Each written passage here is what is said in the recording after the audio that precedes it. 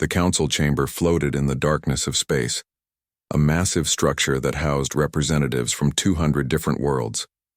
Inside the grand hall, thousands of beings sat in their designated areas. Some breathed methane, others needed extreme cold, and a few existed as pure energy contained in special fields. The humans sat in a small section near the back, almost hidden behind the towering forms of the larger species. Ambassador Hyun adjusted his translation device and waited for his turn to speak. He had been waiting for 3 days now. The council was discussing trade routes and resource distribution, topics that directly affected human colonies on 15 different planets. Every time Hyun requested to address the assembly, he was told to wait. The council had more important matters to handle first. Beside him sat his aide, a young woman named Yoonji, who kept detailed records of every session. She whispered updates about their colonies that needed urgent responses. Medical supplies were running low on Proxima Station. The mining operation on Kepler needed new equipment. Trade ships were being charged unfair taxes at council checkpoints. All these issues had been submitted to the council months ago, but nothing had changed. Speaker Thelvo stood at the center podium, his crystalline body reflecting light in rainbow patterns. He was addressing a complaint from the Vraxi Empire about shipping delays. The Vraxi representative demanded compensation and priority routing. Thelvos immediately agreed and ordered the Trade Commission to implement the changes within one cycle. Hyun had made the exact same request 4 months ago. He was still waiting for a response. The session continued for another 6 hours. Hyun watched as species after species presented their concerns and received immediate attention. When a technical problem was mentioned, the council called in experts to solve it right away. When diplomatic disputes arose, mediators were assigned within minutes. The council was efficient and responsive, just not to humans. Finally, as the session was about to end, Thelvos acknowledged the human delegation. "The representatives from Earth may present their petition," he announced in a tone that suggested he was doing them a great favor. Hyun stood and walked to the petitioner's platform. He carried a data tablet containing hundreds of pages of carefully prepared proposals. "Honorable Council," he began, "humanity requests fair consideration of our trade amendments. We propose adjusting the tariff structure that currently places human goods at a significant disadvantage." Before he could continue, a member from the Keln Collective interrupted. "These matters are trivial. The Council has more pressing business." Thelvos nodded in agreement. "Ambassador Hyun, your proposals have been noted. They will be reviewed when time permits. We must move on to critical matters now." Hyun felt something cold settle in his chest. "Speaker Thelvos, these matters are critical to human colonies. We have citizens suffering from—" "Noted and logged," Thelvos cut him off. "The human concerns will be addressed in the next review cycle." "The next review cycle is 8 months away," Hyun said, his voice steady despite his growing anger. "Our people need help now." A ripple of what might have been laughter moved through the alien assembly. One of the Vortan representatives, a being that looked like a floating mass of tentacles, spoke up. "The humans always complain about timing. Perhaps if your species were more patient, you would understand how galactic governance works." More sounds of agreement echoed through the chamber. Hyun looked around at the assembled representatives and saw it clearly now. To them, humans were nothing more than an annoyance, a primitive species that had stumbled into space travel and now demanded attention they had not earned. In the Council's view, humanity should be grateful just to have a seat in this chamber, even if that seat was in the back where no one could see them. Hyun made his decision in that moment. He closed his data tablet and looked directly at Speaker Thelvos. "I see," he said quietly. "Thank you for making your position clear." He turned and walked back to his delegation.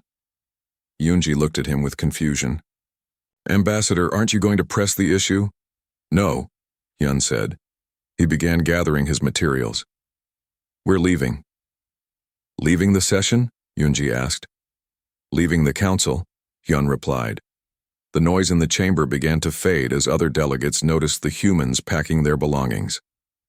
Hyun activated his communication link to all human embassies across council space. This is Ambassador Hyun. Humanity is withdrawing from the Galactic Council effective immediately. All diplomatic staff are to close embassies and return to Earth-controlled space within 72 hours. All trade negotiations are cancelled. All cooperative projects are terminated. The chamber fell completely silent now. Every being present understood multiple languages through their translators, and they all heard Hyun's announcement clearly. Speaker Thelvos's crystalline form flickered with what might have been surprise. Ambassador, you cannot simply leave the council. There are procedures, protocols. We followed your procedures for 3 years. Hyun interrupted, his voice carrying through the silent chamber. We waited patiently. We submitted proper documentation. We respected every protocol. And in return, you treated us like children begging for scraps from the adult table. He picked up his case and looked around the chamber one last time. The council will regret teaching us that our voices don't matter here. You could have had our friendship. Instead, you chose contempt. Goodbye. The human delegation walked out of the chamber together, their footsteps echoing in the stunned silence. Behind them, chaos began to erupt as council members started arguing about what had just happened. But Hyun didn't look back. He had made his point, and now humanity would make theirs through absence rather than presence. Within hours, human ships across 70 star systems began their journey home. 3 weeks passed since the humans left, and most council members had already forgotten about the incident. Speaker Thelvos dismissed it as an emotional outburst from a young species that would soon come crawling back. The council continued, its business as usual, handling disputes and managing the vast network of civilizations under its authority. Then the reports started coming in. The first alert came from the Outer Rim Trading Consortium. Pirate attacks along the Serpentis route had increased by 40% in just 2 weeks. Ships were being raided, cargo was being stolen, and several vessels had gone missing completely. The consortium demanded immediate council military intervention. The council's military coordinator seemed confused by the request. Our patrols have not changed, the coordinator reported. We maintain the same presence we always have in that sector. But something had changed. The human merchant vessels that regularly traveled the Serpentis route were gone. Those ships had been armed and their crews trained in combat. Pirates had learned to avoid sectors where human traders operated because humans had a reputation for fighting back hard. Without those ships creating an unpredictable defensive presence, the pirates now operated freely. The second alert came from the medical supply distribution network. Hospital stations across 12 sectors reported critical shortages of basic medicines. The Council's logistics department investigated and discovered that humans had been managing almost a quarter of all medical supply chains. Human cargo ships had efficient routing systems, and human logistics experts had optimized delivery schedules. Without them, the entire system was falling apart. Medicines were piling up in some stations while others ran completely dry. The third alert was the most concerning. Communication networks across 3 sectors had gone completely dark. Council technicians rushed to investigate and found that the encryption protocols protecting the networks had failed. When they examined the systems more closely, they made a disturbing discovery. A human programmer named Daewon had installed the encryption years ago during a routine upgrade. He had mentioned in his reports that the system needed regular maintenance, but those reports had been filed away and forgotten. Now Daewon was back on Earth, and no one else understood his encryption well enough to fix it. Council economist Vrektal requested an emergency session to present his findings.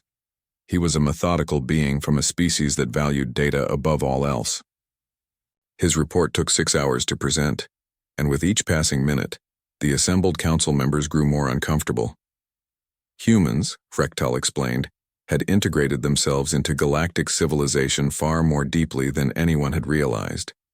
They handled 23% of medical distribution, 31% of rare element processing, and maintained critical infrastructure across hundreds of systems.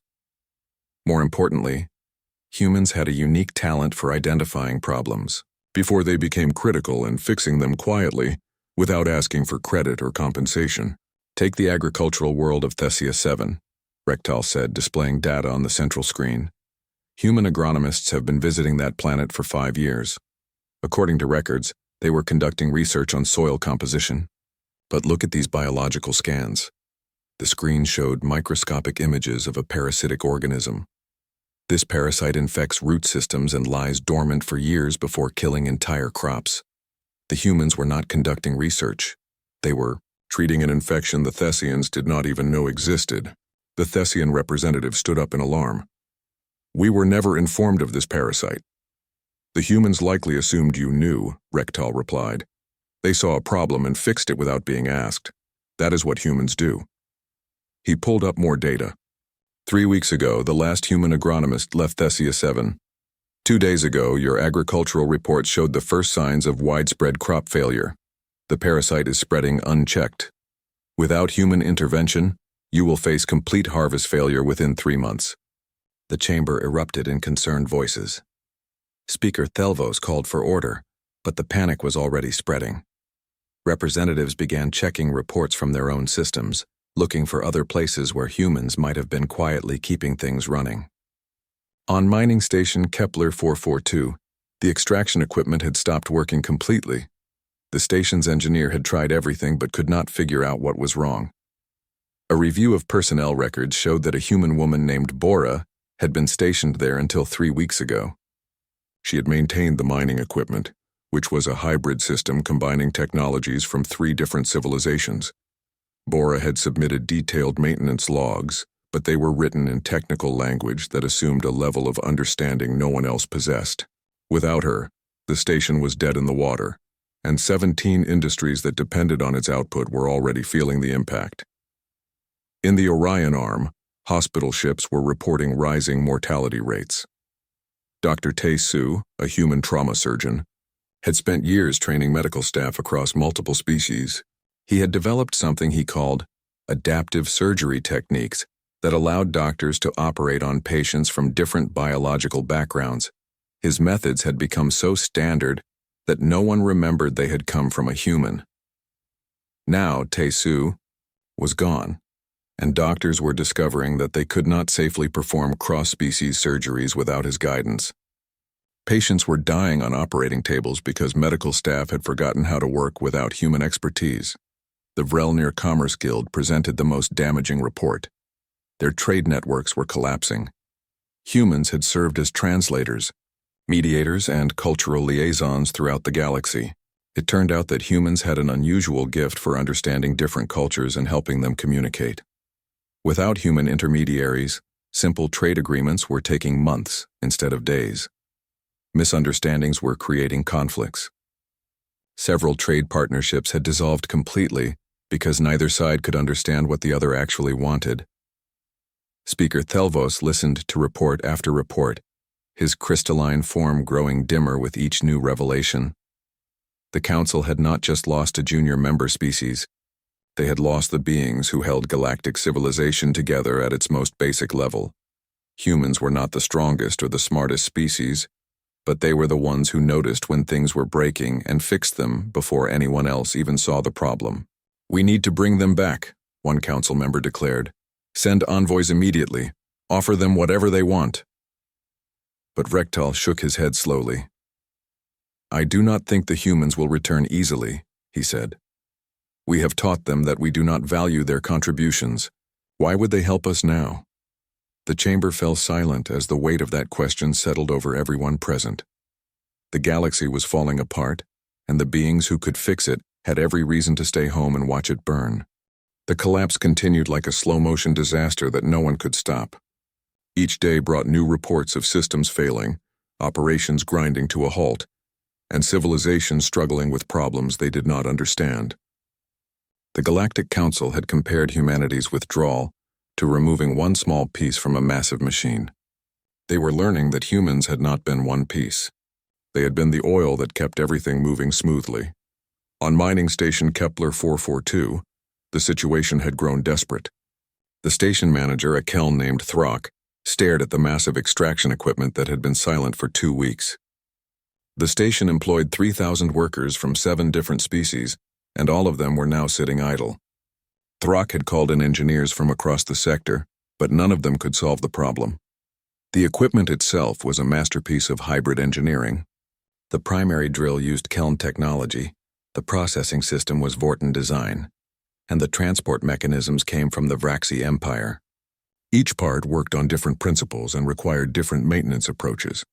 Bora, the human engineer who had been stationed here, had been the only person who understood all three systems well enough to keep them working together. Throck found Bora's maintenance logs and tried to follow them, but the instructions assumed knowledge he did not have. Recalibrate the phase variance between the drill matrix and the processing field. One entry read. Throck did not even know what phase variance meant in this context. Another entry said, monitor the resonance frequency to prevent cascade failure in the transport system. What resonance frequency? Where was it monitored? Bora had known all of this instinctively, but she had never written it down in simple terms because she assumed other engineers would understand. Without the mining station's output, 17 different industries were affected. Shipyards could not get the metals they needed. Construction projects across 4 sectors had stopped. Manufacturing plants were running out of raw materials. The economic impact was spreading like ripples in water, reaching further every day. In the Orion arm, the hospital ship Mercy of Stars faced a crisis that made economic problems seem minor. Dr. Tesu had trained most of the trauma surgeons who worked on multi-species medical vessels. His adaptive surgery techniques had revolutionized emergency medicine, allowing doctors to treat patients whose biology they had never studied. Now a Thessian patient lay on an operating table with internal injuries from an accident.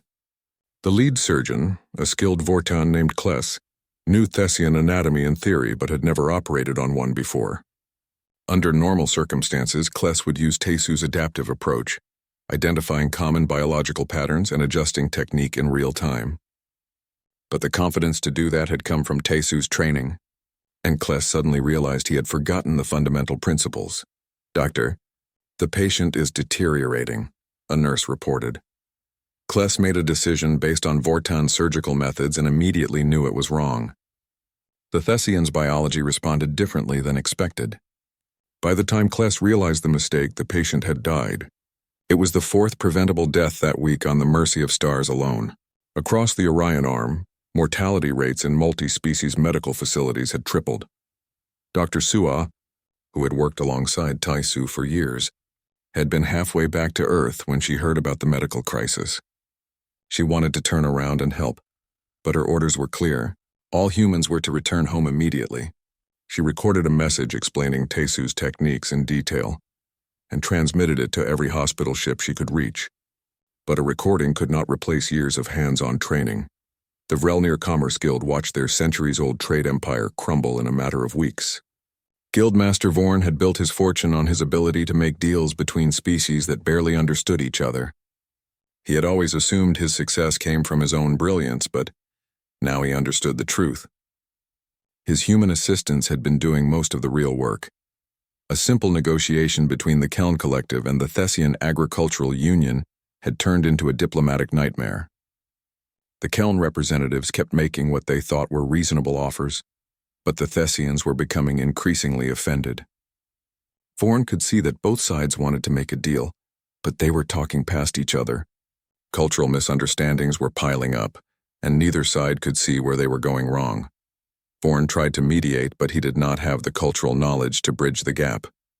He needed someone like Jin Ho, a human translator who had worked for the guild for 6 years. Jin Ho had an instinct for understanding what beings really meant versus what they actually said. He could sense when a phrase that seemed neutral in one culture was deeply insulting in another. Without him, Vorn was essentially blind to the subtle currents that determined whether negotiations succeeded or failed. The deal fell apart after 3 weeks of talks. Both sides left angry, and the Thessians announced they would no longer work with Vrelnir intermediaries.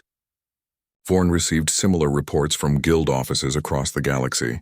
Human translators, mediators, and cultural advisors had vanished, and without them, the careful web of relationships that powered galactic trade was tearing apart. Speaker Thelvos called an emergency council session to address the growing crisis. The chamber was filled with angry voices demanding solutions. Representatives shouted blame at each other while Thelvos tried to maintain order. "We must send diplomats to Earth immediately," one representative demanded. Offer them concessions, trade benefits, anything they want. We should not negotiate from weakness, another countered. The humans will return when they realize they need the council more than we need them. Rektal stood and waited for silence. When he finally spoke, his voice was tired. We are not listening, he said. We are making the same mistake again. We are talking about what we want and what we need. Has anyone asked what the humans want? The chamber fell silent. In 3 weeks of crisis, not one council member had considered that question. They told us what they wanted, Rektal continued. They wanted to be heard.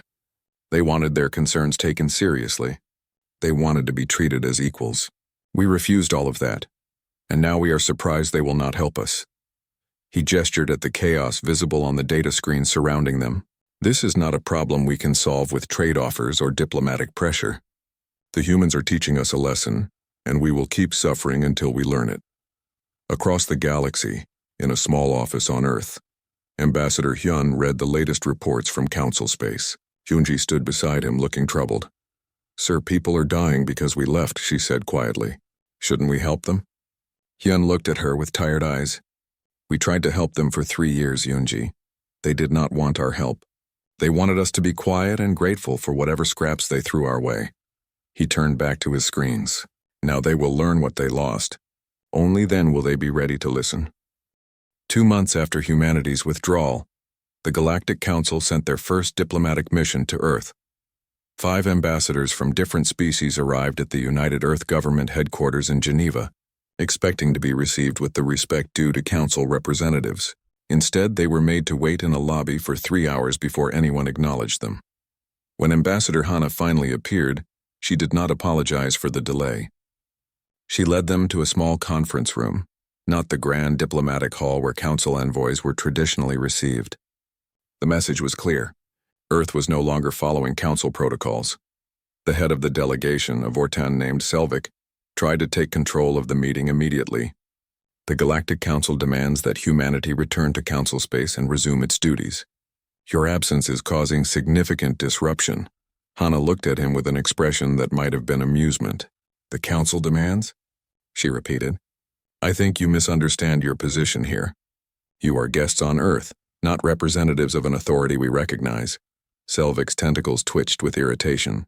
Humanity is bound by the treaties of integration. You cannot simply ignore your obligations. We can, and we did, Hana replied.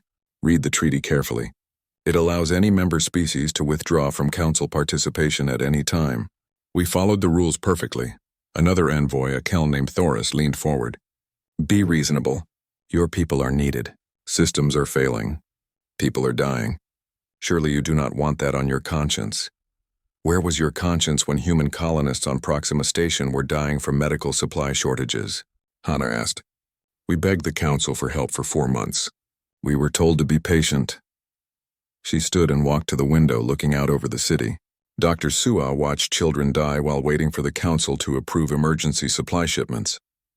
Engineer Bora worked 18-hour days keeping mining equipment running and never received even a simple thank you. We gave everything to the council, and the council gave us contempt in return.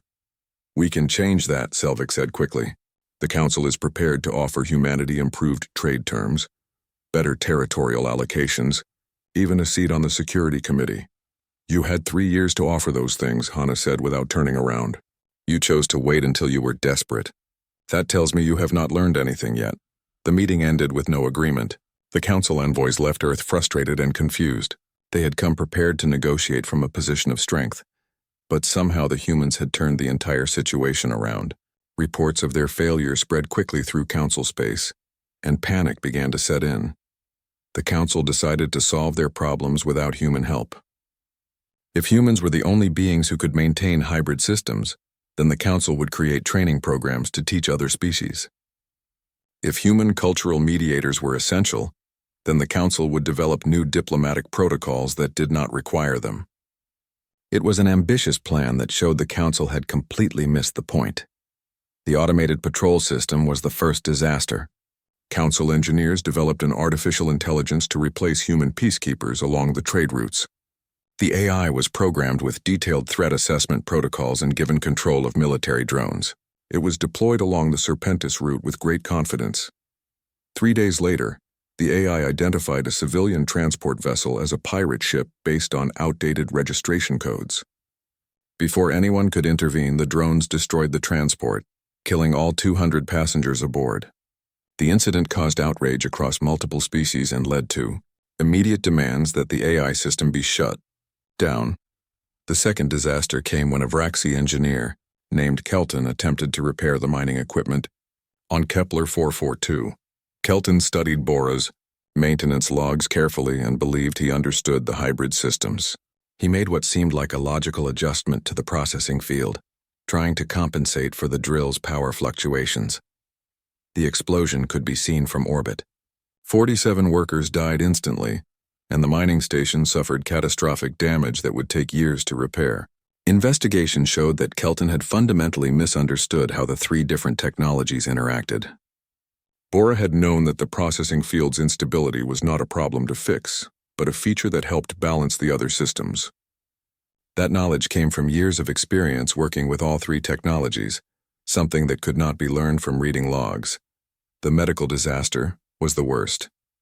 A council research team developed an AI assistant to help doctors perform cross-species surgery.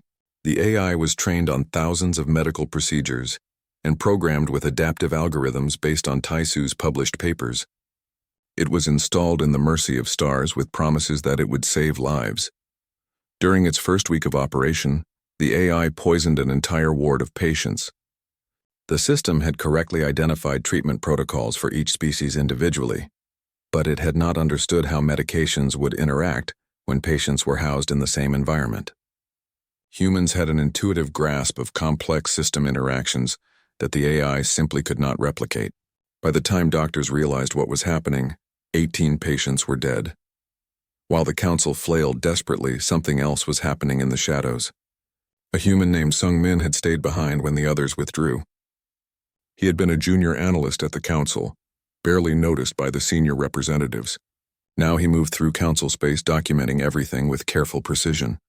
Sung Min recorded the failures and the panic, but he also recorded something else. He showed how many small problems humans had fixed every day without anyone noticing. A communication error here, a scheduling conflict there, a cultural misunderstanding prevented before it escalated. Humans had been performing thousands of tiny miracles daily, and the galaxy had taken every single one for granted. His reports were detailed and damning. He showed council representatives their own internal documents, messages where they had dismissed human concerns or mocked human requests for help. He played back recordings of meetings where humans had warned about potential problems only to be ignored. The evidence was overwhelming and undeniable. Some council members began to understand. Vrektal was among them, and he gathered others who were willing to admit the truth. They formed a small group that met secretly, trying to figure out how to fix what had been broken, but they were a minority. Most of the council still refused to accept responsibility. Speaker Thelvos held firm in his position. "The humans are being childish," he declared in one session. "They will come back when they realize they need us more than we need them. We simply must wait them out." But they were not waiting out the humans. They were bleeding. Every day brought new reports of failures, accidents, and deaths. The careful systems that had kept galactic civilization running smoothly were breaking down one after another. And on Earth, humanity watched and waited, knowing that the real negotiation could only begin when the Council finally understood what they had lost. The Galactic Council, which had maintained unity for 12,000 years, began to fracture. 3 distinct factions emerged, each with different ideas about how to handle the human crisis. The division ran so deep that some believed the Council itself might collapse. The traditionalists rallied around Speaker Thelvos. They represented the oldest civilizations, species that had been part of the Council since its founding. To them, humanity's withdrawal was an insult that could not be tolerated. They argued that showing weakness now would encourage other species to make similar demands. "We have maintained order in this galaxy for thousands of years," Thelvos declared during one heated session. "We will not be dictated to by a species that only discovered faster-than-light travel 2 centuries ago. The humans will return when they grow tired of isolation. Until then, we adapt and overcome." The traditionalists blocked every attempt to send new diplomatic missions to Earth. They refused to acknowledge that the Council had done anything wrong. In their view, humans were simply being difficult, and the proper response was to wait until they came to their senses. The second faction called themselves the Pragmatists. Led by Vrektal, they looked at the situation through cold logic. The numbers did not lie. Galactic civilization was collapsing, and every day of human absence made things worse. Pride was a luxury they could not afford. "We made mistakes," Vrektal told his faction during a private meeting. "We can argue about whose fault it was later. Right now we need the humans back, and we need them back immediately. Whatever it takes, whatever they want, we give it to them." The Pragmatists began gathering support for a new treaty that would give humans everything they had originally asked for, and more: equal representation on all council committees, guaranteed response times for human concerns, and formal recognition of human contributions to galactic stability. They worked tirelessly, trying to build enough support to override the traditionalists. But it was the third faction that posed the greatest danger. The opportunists saw the chaos as a chance to seize power. They were led by a coalition of species that had always resented the Council's established order. Now, with everything in turmoil, they saw their moment. The opportunists had a different strategy. They wanted to keep the humans away while they consolidated control over the Council's fracturing systems. They spread rumors that humans were demanding unreasonable concessions. They sabotaged diplomatic efforts and blamed the failures on human stubbornness. Their goal was to use the crisis to reshape the Council with themselves at the top. On Earth, Director J. Rim watched the Council's internal struggles with careful attention. She ran the United Earth Government's External Affairs Division, and her job was to determine when and how humanity should re-engage with the galaxy. The information Sungmin sent from Council space helped her understand the political landscape perfectly. "They are fighting among themselves," she told the Earth Assembly during a closed session. "The longer we stay away, the weaker the Council becomes. But we are also receiving requests from individual species and independent colonies. These requests were different from the Council's demands. They came from beings who had always treated humans with respect. A research station that humans had helped build asked for technical assistance. A small colony facing a medical emergency requested a human doctor. An independent trade consortium offered fair partnership terms. Director J. Rim created a new policy. Earth would respond to requests based on how those species had treated humanity in the past. Those who had shown respect received help. Those who had dismissed or insulted humans were politely refused. The message was clear. Humanity would help its friends, but the galaxy could no longer take human aid for granted, Captain. Yoon commanded a small medical ship called the Healing Hand. He received orders to respond to an emergency on a mining colony called Far Reach. The colony was independent, not part of Council space, and their foreman had always traded fairly with human merchants. When the Healing Hand arrived at Far Reach, they found a disaster in progress. A chemical leak had poisoned the air systems, and half the colony's population was sick. The local doctors were overwhelmed and did not have the right equipment. Dr. Minji led the medical team.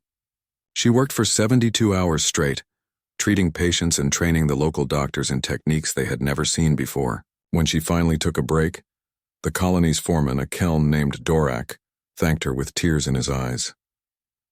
"The Council would have taken weeks to send help, if they sent anyone at all," Dorak said. "You came within hours of our call. You treated our traders fairly when others did not," Minji replied. "We remember our friends." News of these selective interventions spread quickly through the galaxy. Species realized that Earth was not refusing to help everyone. They were simply refusing to help the Council and those who had supported the Council's treatment of humanity. This created a new dynamic that terrified the Council leadership. Independent colonies began forming direct relationships with Earth, bypassing the Council entirely. Trade agreements were signed between humanity and individual species. Defense pacts were established.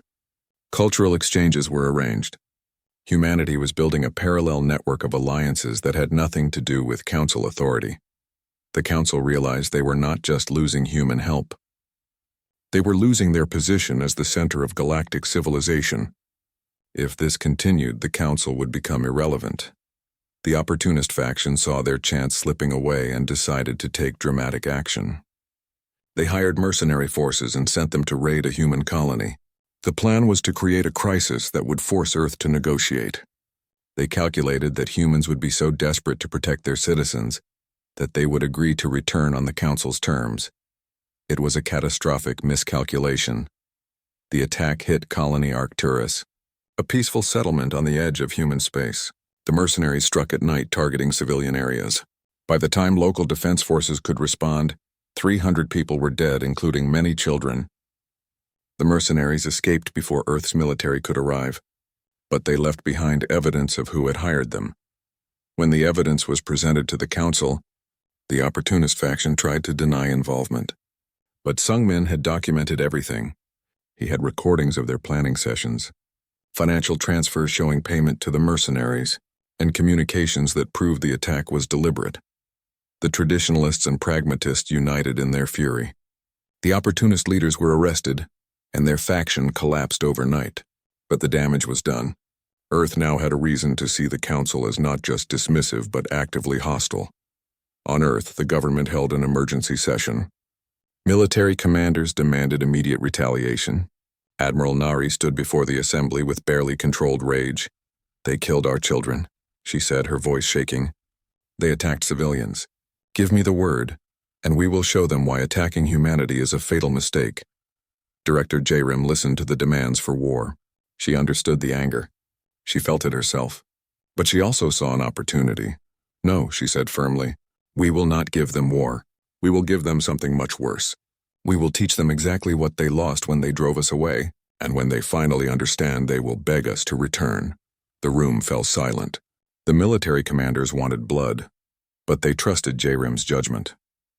She had guided Earth's policy perfectly so far. "Prepare the fleets," J-Rim ordered. "Not for conquest, but for demonstration. The Council is about to learn what humanity is truly capable of." The attack on Colony Arcturus changed everything.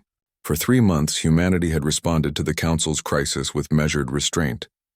They had quietly withdrawn, selectively helped their friends, and let the galaxy learn its lesson through natural consequences. But the death of 300 civilians, including children, demanded a different response. Earth's military fleets mobilized with frightening speed. Within 72 hours of the attack, human warships appeared in 4 different sectors simultaneously. The galaxy watched in shock as humanity revealed capabilities no one had known they possessed. Captain Yoon now commanded the EFS Indomitable, one of humanity's newest warships. He stood on the bridge watching tactical displays that showed something that made Council military observers deeply uncomfortable. The displays showed detailed maps of every Council military installation, every trade route, every communication hub, and every strategic resource in Council space. "How long have we had this intelligence?" Yoon's executive officer asked quietly. "Years," Yoon replied. "Humans gather information about everything. It is what we do. We map, we analyze, we understand systems. The Council assumed we were just curious. They never realized we were building a complete picture of their entire civilization." The first target was a mercenary base in the Korvax sector. Intelligence showed that the mercenaries who attacked Arcturus operated from there. The base was heavily defended, hidden in an asteroid field, and considered impenetrable. The Indomitable arrived with 3 other human ships. They did not negotiate or issue warnings.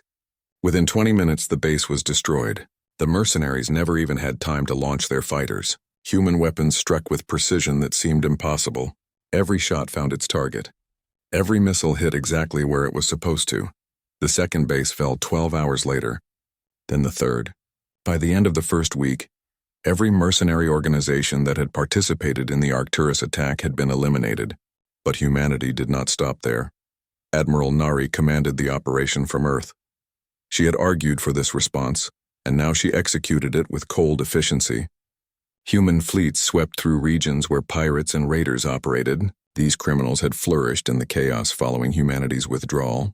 Now they learned that humans could be as effective at destruction as they had been at building. The galaxy witnessed something they had never imagined. Humans fought with the same creativity and problem-solving ability they applied to peacetime challenges. They did not rely on superior firepower or advanced technology. Instead, they used tactics that confused and overwhelmed their enemies. One pirate fleet tried to hide in a nebula's sensor-dampening clouds. Human ships released specialized drones that mapped the entire nebula in hours, finding the pirates and destroying them before they could escape. Another group of raiders built a fortress on an uninhabited moon, confident in their defensive positions. Human engineers identified a geological weakness and triggered a controlled moonquake that collapsed the fortress from within. But what truly frightened Council observers was not the military action itself. It was the complete intelligence network that humanity revealed. Humans knew where every threat was located. They knew which species supplied the mercenaries, which council members had looked the other way when pirates operated in their territory, and which corporations had profited from the chaos. Sung Min's reports from inside council space became even more valuable. He provided real-time intelligence about council military positions and political reactions. The council realized that one junior analyst had been feeding Earth complete information for months, and they had never even noticed him. After 2 weeks of military operations, Admiral Nari contacted the Galactic Council directly. Her message was broadcast to every council chamber and every government in council space. "The beings who attacked Colony Arcturus are dead," she announced. "Every mercenary base that harbored them has been destroyed. Every pirate organization that profited from the chaos you created has been eliminated. We did in 2 weeks what your military could not do in 2 years." She paused, letting that sink in before continuing. "But we are not done. We have identified 47 council members who knew about the Arcturus attack in advance and did nothing to stop it. We have evidence of 17 corporations that funded the mercenaries. We have records of every corrupt official who helped pirates operate in council space." The tactical display behind her showed a star map with hundreds of locations marked. "These are council military installations, communication hubs, and strategic resources. We know where everything is. We know how your systems work. We know your weaknesses." The map zoomed in, showing incredible detail. "We could cripple your entire civilization in less than 3 weeks if we chose to. Not through conquest, but through precision strikes at critical infrastructure." The threat was clear, but Nari's next words were even more powerful. "We will not do this. We will not become the monsters you feared. But you need to understand something. For 3 years you treated us as inferior. You assumed we were weak because we asked for help instead of demanding it. You thought we were simple because we tried to solve problems peacefully. You were wrong about everything," she said coldly. "We are not weak. We are patient. We are not simple. We are complex enough to see problems you cannot even imagine, and we are not inferior. We are the beings who held your civilization together while you took all the credit." The council chambers erupted in chaos. Some members demanded immediate military response to the human threat. Others called for emergency negotiations. The traditionalist faction, led by Speaker Thelvos, finally began to fracture. Even the most stubborn members could not ignore the reality anymore. Frektal and the pragmatists saw their opportunity. They pushed through emergency legislation that removed several traditionalist leaders from power. The political landscape of the council shifted dramatically in just days. On Earth, Director J-Rim watched the council's reaction carefully. The military demonstration had achieved its goal. The council now understood that humanity could be a terrible enemy. But that was only half of the message. She sent a second communication to the council, this one very different in tone. "We do not want to be your enemy," she said. "We never did. We wanted to be your partners, your friends, your equals. You refused to see us that way, and many people have died because of your pride. But there is still a path forward," J-Rim continued. "We will return to the galaxy. Not as subjects, not as junior members, but as equals. We will help rebuild what has been broken. We will share our knowledge and our skills, but the relationship will be different. You will listen when we speak. You will value what we contribute, and you will never again make the mistake of taking humanity for granted." She outlined terms for a new treaty. Humans would have full council representation proportional to their contributions. Any species could request human assistance, but disrespect would result in immediate withdrawal. Cultural exchange programs would be established so other species could learn how humans thought and worked. "You have 1 week to respond," J-Rim said. "Accept these terms and we rebuild together. Reject them, and we will leave you to fix your own problems while we build something new with the species who value us." The message ended, and across the galaxy, beings waited to see what the council would do. The choice was simple but profound. They could swallow their pride and accept humanity as equals, or they could continue their decline without the beings who had quietly kept everything working. For Speaker Thelvos, The crystalline being who had dismissed human concerns for years, the moment of decision was painful. His light dimmed as he finally accepted the truth. Pride had nearly destroyed everything the council had built. It was time to choose survival over ego. 6 months after humanity's withdrawal, a new treaty was drafted in Seoul, South Korea. The choice of location was deliberate and symbolic. For 12,000 years, the Galactic Council had written every major treaty in their orbital chambers, imposing their rules on member species. This time the Council came to Earth as petitioners, not as authorities. The conference room overlooked the Han River. Ambassador Hyun sat at the head of the table, the same man who had walked out of the council chambers with quiet dignity. Across from him sat representatives from every major council faction. Speaker Thelvos was there, his crystalline form noticeably dimmer than before. Frektal sat beside him, looking tired but hopeful. The document on the table was written in Korean first, then translated into council standard. That detail mattered more than most council members wanted to admit. It showed who held power now.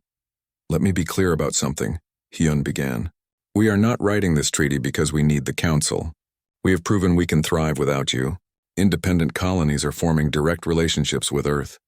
We have trade partners who value us. We have friends who respect us." He looked directly at Thelvos. "We are writing this treaty because we believe the galaxy is better when we work together. But that only works if everyone is treated as an equal." The treaty terms were comprehensive. Humanity would receive seats on every major council committee, proportional to their contributions. That meant humans would have significant voice in decisions about trade, security, medical policy, and infrastructure. Any council vote that affected human colonies would require human approval. It was a level of power that no junior member species had ever held. But the treaty went beyond political representation. It established the Human Integration Corps, a new organization dedicated to teaching other species how humans thought and worked. The council had learned that they could not simply replace human expertise with their own people. They needed to understand why humans were so effective at solving problems. Teacher Minji would lead the education division. She had spent years working with multi-species medical teams and understood how to bridge different ways of thinking. Her job was to develop programs that taught other species the patterns of human problem-solving.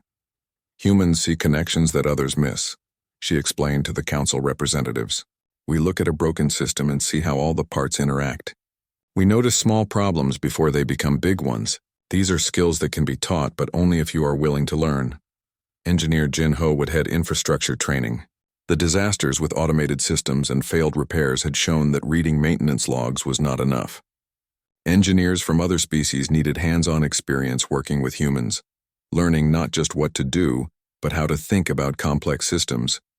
Dr. Suah would oversee medical knowledge transfer. The deaths from preventable medical errors had shaken the entire galaxy's healthcare system.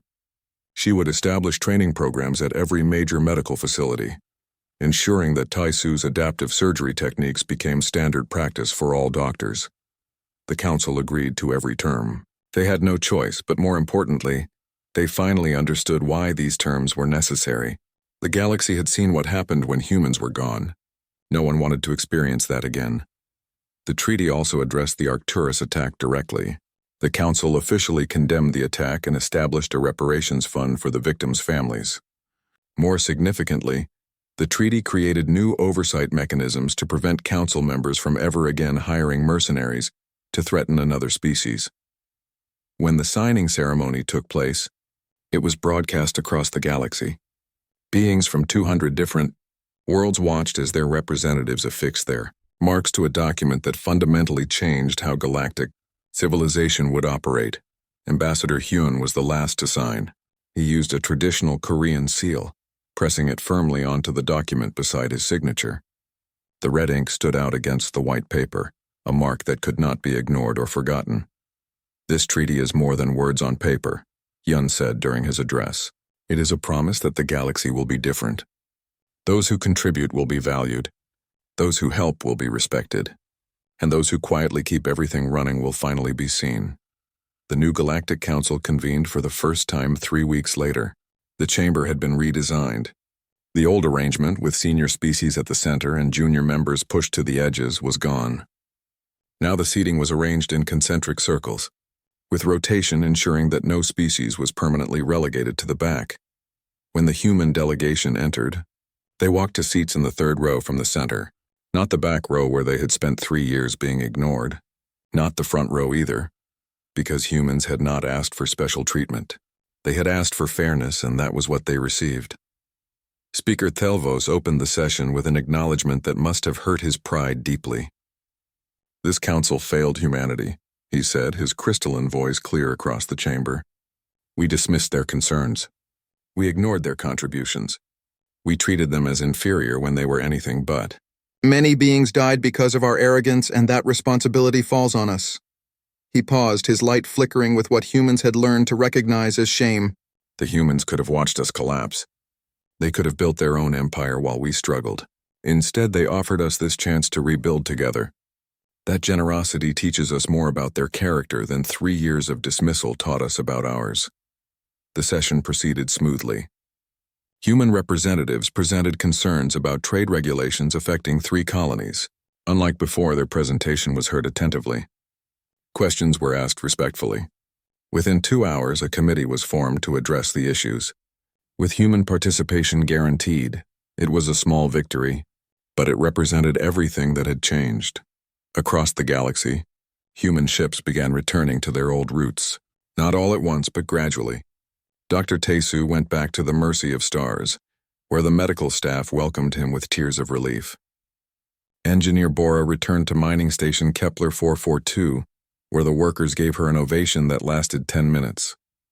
Captain Yoon's medical ship resumed emergency response duties, saving lives across multiple sectors.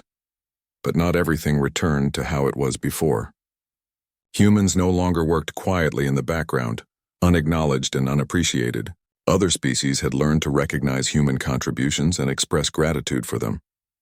Cultural exchange programs brought alien students to Earth and human teachers to distant worlds.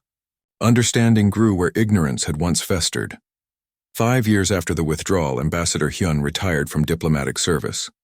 On his last day, he stood in the council chamber one final time. Representatives from across the galaxy had come to honor him, the man who had walked away when walking away seemed impossible. Speaker Thelvos approached him privately after the ceremony. The crystalline being had aged noticeably, his light less bright than before. "I owe you an apology," Thelvos said quietly. "I owed it to you 5 years ago, but I was too proud to give it." Hyun looked at the being who had dismissed humanity so casually. He could have held on to his anger, but he chose a different path. "You gave it to me in the only way that mattered," Hyun replied. "You changed. You helped change the council. That is worth more than words." "We were fools," Thelvos said. "Yes," Hyun agreed, "but wise enough to learn. That is all we ever asked for." They stood together looking out at the council chamber, watching representatives from hundreds of worlds working together with newfound respect for each other's contributions. It was not perfect. Old prejudices did not vanish overnight, and conflicts still arose. But the foundation was different now. Built on recognition and respect rather than hierarchy and dismissal. Hyun thought about the 300 people who died at Colony Arcturus. The price of change had been terrible, paid in blood and grief. But their deaths had not been meaningless. They had forced the galaxy to confront truths it had been avoiding for centuries. As he left the chamber for the last time, Hyun passed a group of young humans who were just beginning their diplomatic careers. They walked with confidence, knowing they would be heard when they spoke. They carried themselves as equals, not as supplicants begging for scraps of attention. That was humanity's real victory. Not the treaty or the political power or the recognition. It was the knowledge that future generations would never have to prove their worth the way his generation had. They would be seen from the beginning, valued from the start. The galaxy had learned its lesson, and humanity would make sure it never forgot.